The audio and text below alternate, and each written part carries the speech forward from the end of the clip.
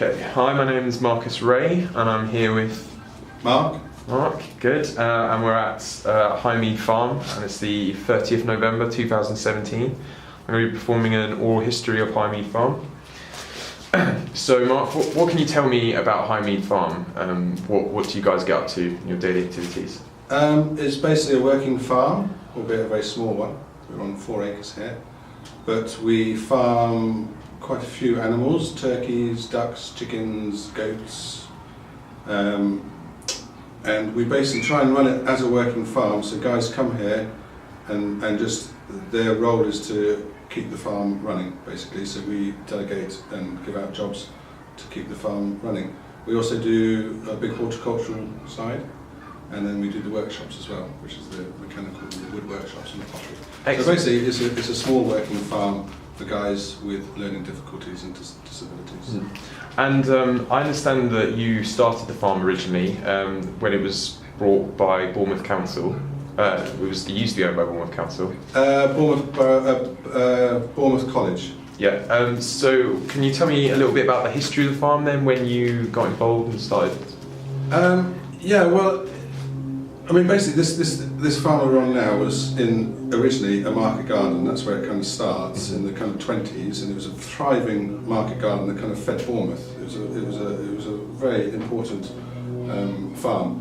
And then during the war, it started to. Well, basically, it was good during the war, and then after the war, the supermarkets drove the business to ground, like they did to a lot of places, the supermarkets. So I just have to put that in there.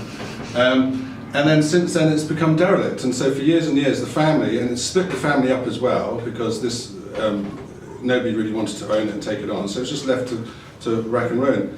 And then the landlord, my landlord now, he let it out to Bournemouth College. They spent £100,000 on it, roughly like that, something like that, putting all the infrastructure in, the polytunnels, the boundary fence, did nothing to the building. But unfortunately for them, it was unsustainable somewhere. We never found out really. They went for lottery funding, didn't get it, so they pulled out overnight. And I live in the next village, and it was a simple case. I was walking with my mum and her dogs across here, noticed everybody had gone. So I phoned up the landlord and said, "What's going on?" And he said, "Well, they've all gone. We're putting it up for auction, putting it out for bids." So I was a builder at the time, building, and I'd always wanted to kind of set up a small, small holding of sorts. So I approached him, and he said, "Go bid for it." I didn't. It probably answers some of these other questions, but I didn't. I had no experience with therapeutic farming then. I just wanted to run it I've got a small family. I wanted to run it as a kind of a small holding, basically.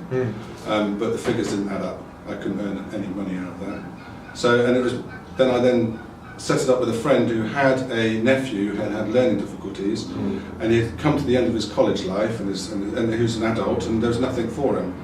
And then he said, "Why don't you turn it into a therapeutic farm?" So that's where it started from.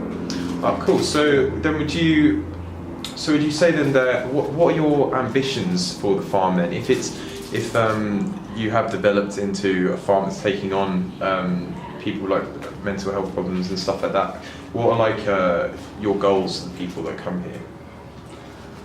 It's so varied depending on the character. Some guys will be here forever if we are here. These guys aren't going to move on into work. But then the youngsters that come through, and we have been really successful with some of these guys, we push them on into employment or independence or other volunteering jobs. So it really depends, but mostly our main aim is to get people out there, stop them sitting around at home getting bored and unsocialising. We get them here, we get them working, their confidence comes up, their confidence in all their abilities.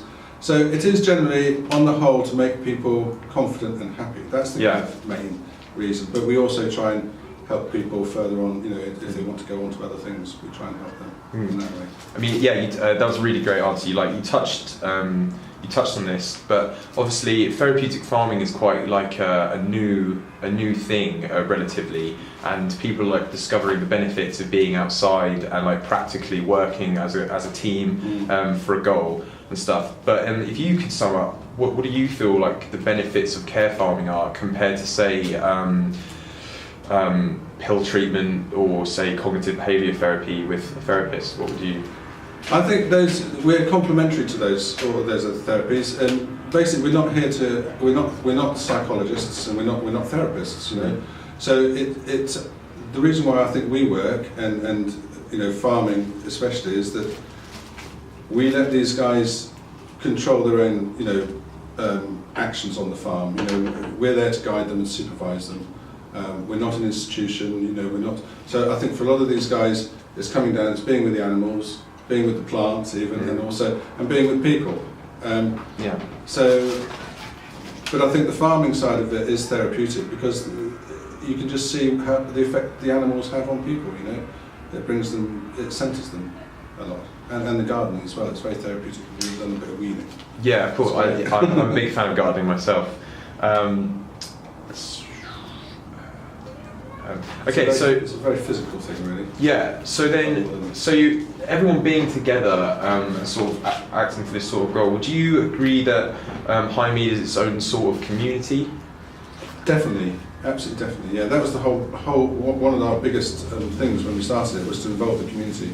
We know there are certain other places they fill their own role, but they're not closed doors, but they tend to, you know, stick with themselves, and that's fine.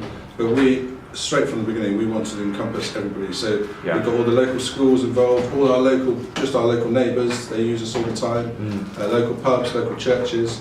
So it's a great community. When we have our little events here, we get a good crowd coming from the local community. And it's also the bartering side of things, you know, that we brought back in, which I think is so important for community. Indeed, you know, swapping a bit of sausages for, you know, whatever guys want to give us, you know. Yeah, definitely. Go more like old school, sort of thing. Yeah, it's great. And then for you, I know you said you don't have a background in mental health, but do you have any personal experiences at all? No? I was really surprised, because I've never worked with a guy with Down syndrome or head injuries or suffering from schizophrenia. You know, as you go through life, you know that it's out there. But when I started here and I started to meet these guys, I remember saying to somebody, I should have started this a long time ago, because I really love working with these guys. I really respect them, and I've learned a lot. And what some of these guys have to go through, it's humbling, really, it really is. Yeah, I mean, even us, like being here for like 10 minutes or so, you can see how it's quite like intimate almost, quite like a family dynamic. It's really nice to very see supported. Yeah. Okay, so then what for you then? What changes do you see in co-farmers as they start their experience here, up until even the ones who are permanently here? What sort of changes do you see in them? Physical health changes. We've seen guys become fitter and able to do more and get out and do physical work. The confidence, especially the social confidence, when we have gatherings and when we have sleepovers and stuff like that, campouts and stuff like that. What was the question? What sort of changes do you see? No, but that was really good. And also the youngsters, we see the biggest. It's very hard to evidence happiness, you know, especially with people that have got mental health problems. You know, it's very hard, you know, to measure well-being and happiness. But you can see it a lot in the youngsters. When we get really troubled and anxious youngsters that have been through trauma or, you know, a bad situation, they come here, you know, extremely traumatised. And we've had these youngsters from as early as 12, and we've seen them through their teens and then go, and they grow into confident, great people that are able to face the world. So that's the biggest thing, I think. You know, you can see that happening, is with the youngsters. With the young. That's great. That's really nice. Okay, so what's your favourite part about working on the farm?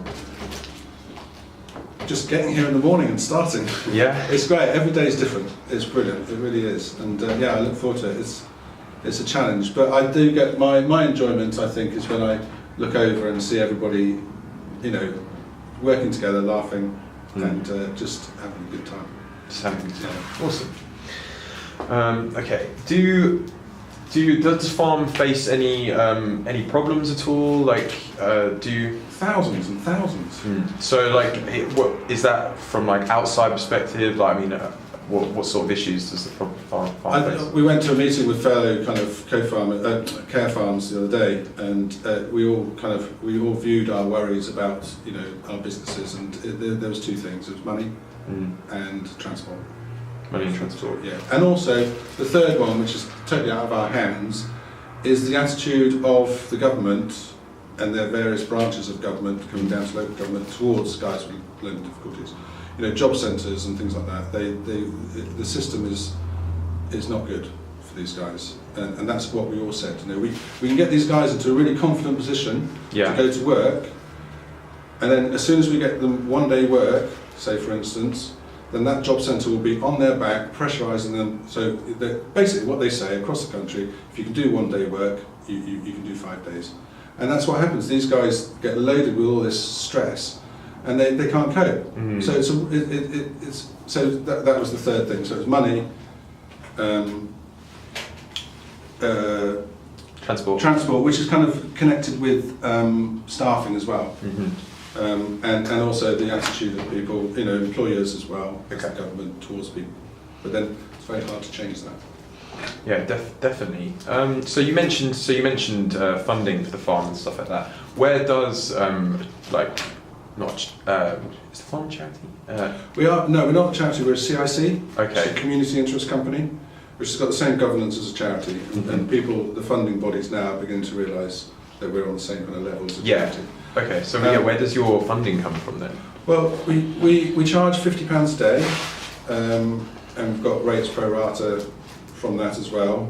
So that's for the co-farmers that come. We've got up to 50 co-farmers a week. So that gives us our bulk bread and butter to run the place. And then the funds come from local businesses, like we get funded by the local brewery, the local pub, Tesco's bags, all those little pots of money out there we go for.